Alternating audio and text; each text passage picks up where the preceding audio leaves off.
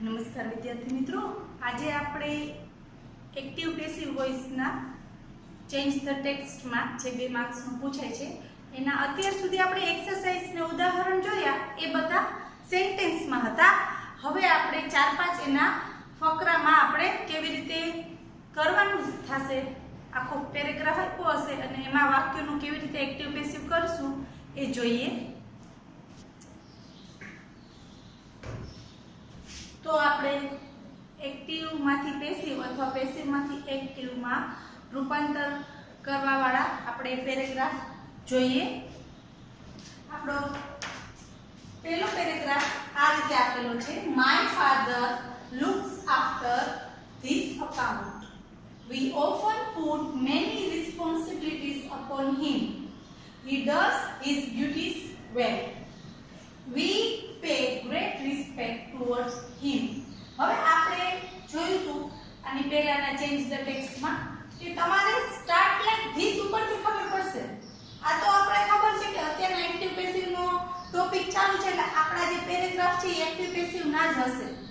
પરંતુ જ્યારે તમને પેરેગ્રાફ આપ્યા હશે ત્યારે તમારે સ્ટાર્ટ લાઈક ધીસ ઉપરથી ખબર પડશે કે તમારે એનું ટ્રાન્સફોર્મેશન જેન્ડર થી કરવાનું છે, પ્લુરલ માં કરવાનું છે, પ્રોનાઉન માં કરવાનું છે કે ચેન્જ ધ વોઇસ માં. બરાબર? તો સૌથી પહેલા આપણે સ્ટાર્ટ લાઈક ધીસ માં આવ્યું છે ધીસ અકાઉન્ટ ઇઝ, એટલે આપણે માય ફાધર કરતા છે, લુક્સ આફ્ટર ક્રિયાપદ છે એટલે વર્બ છે, ધીસ અકાઉન્ટ ઈ કર્મ છે. તો કર્મથી વાક્યની શરૂઆત આપી દીધી છે એટલે આપણે આપેલા પેરેગ્રાફને વોઇસ માં ચેન્જ કરવાનું છે. તો સૌથી પહેલા આપણે શું કરીએ, જ્યારે તમારી પાસે ચેન્જ ધ વોઇસ નો પેરેગ્રાફ હોય તો સૌથી પહેલા તમે આપણે જોયું હતું 3 નિયમ પર આખો એક્ટિવ પેસિવ બેઝ છે. એમાં પહેલો નિયમ અને બીજો નિયમ બધામાં એક જ સરખો છે. કોઈ પણ કાર્ડનું વાક્ય હશે પહેલો બીજો નિયમ સરખો છે. ત્રીજો નિયમ જે મહત્વનો જે બધામાં બદલે છે એ છે કાળ ઉપર આધારિત છે. બરાબર? એટલે કે ક્રિયાપદ ઉપર. તો આપણે સૌથી પહેલા ક્રિયાપદમાં ટોટલ 4 વાક્ય છે તો આપણે મેઈન 4 ક્રિયાપદને આપણે હાઇલાઇટ કરશું. તો આમાં આપણું પહેલું ક્રિયાપદ લુક્સ આફ્ટર છે, અહીં પુટ છે, ત્રીજામાં ડઝ છે અને ચોથામાં પે.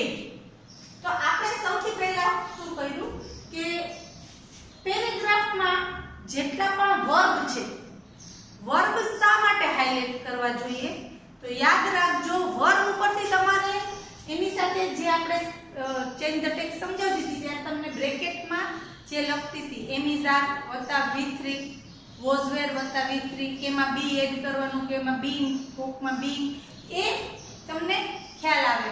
બરાબર?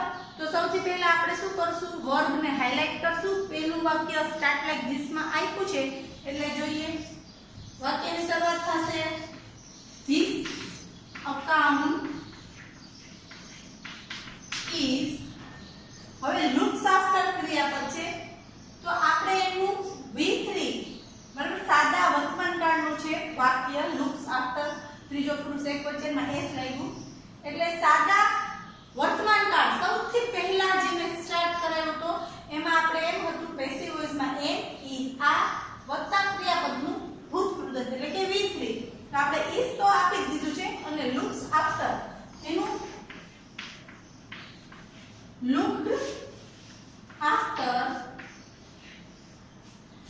આપણે કરતા પહેલા શું મૂકશું, બાય માય ફાધર. સરસ. તો આપણે પહેલું વાક્ય આવી રીતે કંઈક બનાવ્યું. આપણે સ્ટાર્ટ લાઈક ધીસ માં આપ્યું છે. બરાબર? કર્તા અને કર્મનું સ્થાન બદલાયું અને કાળ પ્રમાણેનું આપણે ક્રિયાપદનું મૂક્યું છે. બીજું વાક્ય છે we often put many responsibilities upon him. તો જોઈ લો અહીંયા we છે એ કર્તા છે, ક્રિયાપદ તો મેં પહેલેથી જ હાઇલાઇટ કરેલું છે. many responsibilities એ આપણું કર્મ થયું. upon him એક્સ્ટ્રા વર્ડ છે જેને આપણે કોઈ ફેરફાર કર્યા વગર એમ જ રાખશું. તો આપણે વાક્યની શરૂઆત કર્મ અને કર્તાના સ્થાન પરિવર્તનથી કરશું. તો આપણે કર્મ આપણું છે many responsibilities. many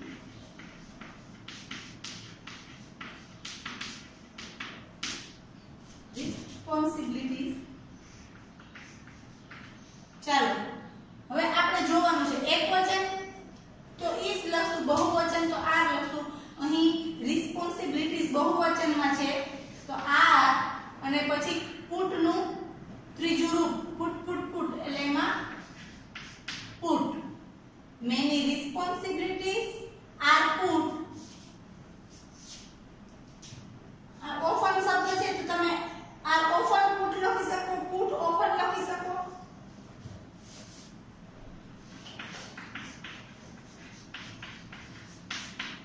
put by us upon him અથવા upon him by us જે તમને ઠીક લાગે. એક્સ્ટ્રા વર્ડ તમે છેલ્લે પણ રાખી શકો, વચ્ચે લઈ શકો. upon him by we નું શું થઈ જશે by us. તો આપણું બીજું વાક્ય કેવી રીતે બન્યું? many responsibilities are often put upon him by us. આપણું ત્રીજું વાક્ય છે he does his duties well. તો આપણું કર્તા આમાં થયો he, ક્રિયાપદ એટલે કે વર્બ થયું does his duties well, extra word છે his duties કર્મ થયું. તો આપણે વાક્યની શરૂઆત ક્યાંથી કરશું? પેસિવ વોઇસ ની his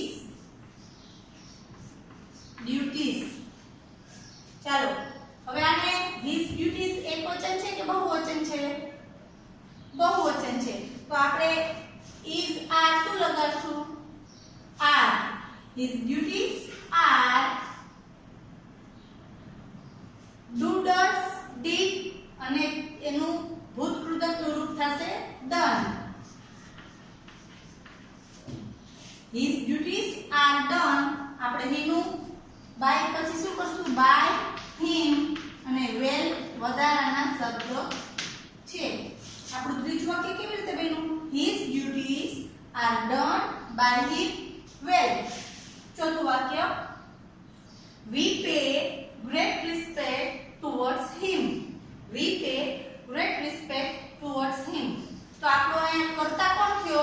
we pay આપણું ક્રિયાપદ છે જે મેં પહેલા જ હાઇલાઇટ કરેલું છે. great respect આપણું કર્મ થયું towards him વધારાના શબ્દ છે તો એમાં કોઈ ચેન્જીસ છેલ્લે લખી નાખશું. આપણું કર્મ છે ગ્રેટ રિસ્પેક્ટ એટલે વાક્યની શરૂઆત કરશું આપણે ગ્રેટ રિસ્પેક્ટ. હવે રિસ્પેક્ટ બરાબર એને કોઈ માપી ના શકાય કે આટલી કે વધારે એટલે આપણે એને એકવચનમાં જ લેવાનું. is pay નું v3 paid. great respect is paid કોના દ્વારા? we નું by us towards him. એ તો એક્સ્ટ્રા વર્ડ છે એટલે આપણે છેલ્લે એમાં કોઈ ચેન્જીસ કર્યા નથી. તો જો વિદ્યાર્થી મિત્રો આપણે જ્યાં જ્યાં ક્રિયાપદ છે તો આખો જે આપણો ફકરો છે એ વર્તમાન કાળમાં છે એટલે કે સાદા વર્તમાન કાળમાં છે. તો આપણા બધામાં જો is are વત્તા ક્રિયાપદનું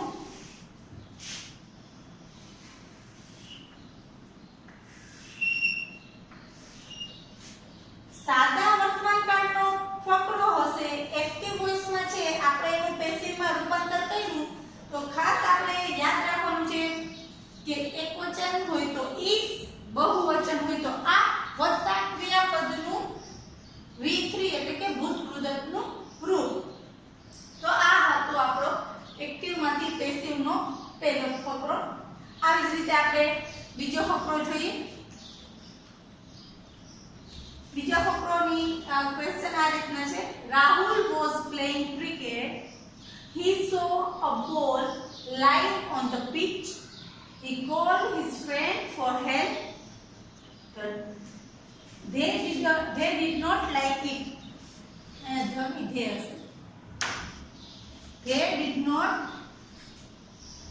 like it. આપણું સ્ટાર્ટ લાઈક ધીસ કેવી રીતે આપેલું છે? ક્રિકેટ વોઝ એટલે પહેલા વાક્યમાં આપણે કર્મથી શરૂઆત આપેલી છે એટલે સમજાઈ ગયું કે આપેલો ફકરો આપણે ચેન્જ ધ વોઇસ નો છે, કર્મને પહેલા લઈ લીધું છે. ઓકે, તો આપણે શરૂઆત તો આપી દીધી છે, ક્રિકેટ વોઝ. ચલો એટલું લખી લીધું. સૌથી પહેલા શું કરવાનું છે, તો આપેલા જે તમારો ક્વેશ્ચન નો ફકરો છે એમાં તો સૌથી પહેલા ક્રિયાપદને હાઇલાઇટ કરી. એનાથી શું થશે કે તમને જે તે સહાયકારક ક્રિયાપદનું મૂકવાની ખબર પડશે. તો આપણે પહેલા વોઝ પ્લેઇંગ છે, આમાં ખાલી સો છે, કોલ્ડ છે અને ડીડ નોટ લાઈક. આપણે સૌથી પહેલા શું કર્યું કે ક્વેશ્ચનના પેરેગ્રાફમાં જેટલા પણ વર્ગ ક્રિયાપદ હતા એનાથી આપણને એનું પેસિવ કરતી વખતે બહુ સરળતા રહેશે. તો પહેલું છે ક્રિકેટ વોઝ. હવે પ્લેઇંગ છે, વોઝ પ્લેઇંગ એટલે કયો કાળ થયો? ચાલુ ભૂતકાળ. તો ચાલુ ભૂતકાળનું યાદ કરો. પેસિવ વોઇસમાં બ્રેકેટમાં લખેલું હતું શું હતું? એક વચન હોય તો વોઝ, બહુવચન હોય તો વેર, વચ્ચે પછી શું મૂકવાનું? બીઈંગ. અહીંયા આઈએનજી હોય ને કોઈ પણ ક્રિયાપદમાં એટલે આપણે એનું પેસિવ કરીએ ને તો બીઈંગ તો આવશે જ. અને પ્લેઇંગ નું ભૂતકૃદંત એટલે કે પ્લેઇંગ. બાય પછી કરતા મૂકવાનું છે એટલે બાય રાહુલ. તો આપણું પહેલું વાક્ય કેમ થયું? Cricket was. એ તો આપણે સ્ટાર્ટ લાઈક ધીસ માં આપેલું છે. હવે પ્લેઇંગ છે, વોઝ પ્લેઇંગ એટલે થયો ચાલુ ભૂતકાળ. ચાલુ ભૂતકાળમાં પેસિવ કરતી વખતે આપણે બીઈંગ લખવાનું ભૂલવાનું નથી, જે આપણે વારંવાર આવું કહેવામાં જ આવતું સૂચન કરવામાં. તો was being played with by Rahul. હવે આપણું બીજું વાક્ય છે he saw a ball lying on the pitch. તો lying on the pitch એ તો એક્સ્ટ્રા વર્ડ છે. આપણો કર્તા he છે, ક્રિયાપદ સો છે અને a ball ઈ આપણું કર્મ છે. તો પેસિવ વોઇસ ની આપણે કરવી હોય રચના તો આપણે કર્મથી શરૂઆત કરશું એટલે a ball થી વાક્યની શરૂઆત કરશું. સો શું બતાવે છે? SAW જે સાદા ભૂતકાળનો બતાવે છે, સાદો ભૂતકાળ. સી સો સિન સાદા ભૂતકાળ બતાવે છે. તો સાદા ભૂતકાળની વાક્ય રચનામાં શું છે? વોઝ વેર વત્તા V3 બરાબર, એટલે કે ભૂતકૃદંતનું રૂપ. આમાં આપણે અબોલ એકવચન છે કે બહુવચન છે? અબોલ એકવચન છે. તો હું વોઝ મૂકું કે વેર મૂકું? Was. A ball was see so અને V3 શું થશે? seen. him શું થઈ જશે? by him. lying on the pitch extra word છે જેને હું કોઈ ફેરફાર વગર એમ જ લખી નાખીશ. lying on the pitch. હવે આપણે ત્રીજા વાક્યમાં જશું. ત્રીજું વાક્ય છે he called his friends for help. હવે he કરતા છે, CALLED called ક્રિયાપદ છે જે કયો કાળ બતાવે છે? સાદો ભૂતકાળ. આ જ પ્રમાણેનું બરાબર, સાદો ભૂતકાળ. his friends એટલે શું છે? એના મિત્રો એટલે કે કર્મ છે. for help વધારાના શબ્દો છે જેને આપણે કોઈ પણ જાતના ફેરફાર વગર એમને એમ રાખીશું. તો ચાલો આપણે વાક્યની શરૂઆત ક્યાંથી કરશું? કર્મથી એટલે કે his friends થી. his friends સાદા ભૂતકાળનું પેસિવ વખતે હમણાં જ આપણે જોયું કે એકવચનમાં વોઝ, બહુવચનમાં વર. એટલે આમાં બહુવચન છે ફ્રેન્ડ્સ એટલે વર અને CALLED એનું ત્રીજું રૂપ ભૂતકૃદંત એ જ થશે કોલ્ડ. he નું શું થઈ જશે? by him અને એક્સ્ટ્રા વર્ડ ને આપણે for help કોઈ જાતના ફેરફાર વગર લખી નાખીશું. for help. આપણું છેલ્લું વાક્ય છે they did not like it. they did not like it. તો did not like આપણું જે ક્રિયાપદ છે એ કયો કાળ સૂચવે છે? સાદો ભૂતકાળ. તો તો આપણું કર્મ થયું, પહેલા તો કર્તા ધ્યેય થયો, ડીડ નોટ લાઈક આપણું ક્રિયાપદ થયું, ઇટ કર્મ થયું.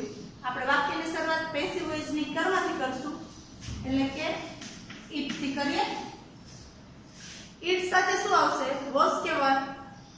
વોઝ. તો ઇટ વોઝ. આપણે નકાર વાક્ય છે એટલે નોટ લખવું જ પડે. લાઈક નું ભૂતકૃતજ્ઞ રૂપ લાઈક, લાઈક, લાઈક. અને ધેનું બાય ધેન. તો આપણે બીજો પેરેગ્રાફ જોયો એક્ટિવ માંથી પેસિવ માં. એમાં સૌથી પહેલું ચાલુ ભૂતકાળનું જોયું, બરાબર. આપણું ક્રિયાપદ આ આખો પેરેગ્રાફ પહેલો હતો એ સાદા વર્તમાનકાળમાં હતો. બીજો પેરેગ્રાફમાં પહેલું વાક્ય ચાલુ ભૂતકાળનું હતું. વોઝ સીન એટલે કે સાદો ભૂતકાળ. વર કોલ્ડ સાદો ભૂતકાળ. અને વોઝ નોટ લાઈક પણ સાદો ભૂતકાળ. તો એક્ટિવ માંથી પેસિવ માં આપણે આ રીતનું પૂછાય તો આવી રીતના તમારે લખવાનું થશે. સૌથી પહેલા કીધું એમ ક્વેશ્ચન નો જે પેરેગ્રાફ હોય એમાં તમે જે વર્બ છે એ ગોતીને તમે હાઇલાઇટ કરી લેશો તો તમારા પાસે એનું પેસિવ કરતી અથવા પેસિવ માંથી એક્ટિવ કરવાનું, એક્ટિવમાં ફેરવવાનું હશે તો ઘણી સરળતા રહેશે. હવે આપણે બે પેરેગ્રાફ ના આપણે જોયા ચેન્જ ધ વોઇસ માં. કાલે આપણે આગળના પેરેગ્રાફ જોશું. આભાર.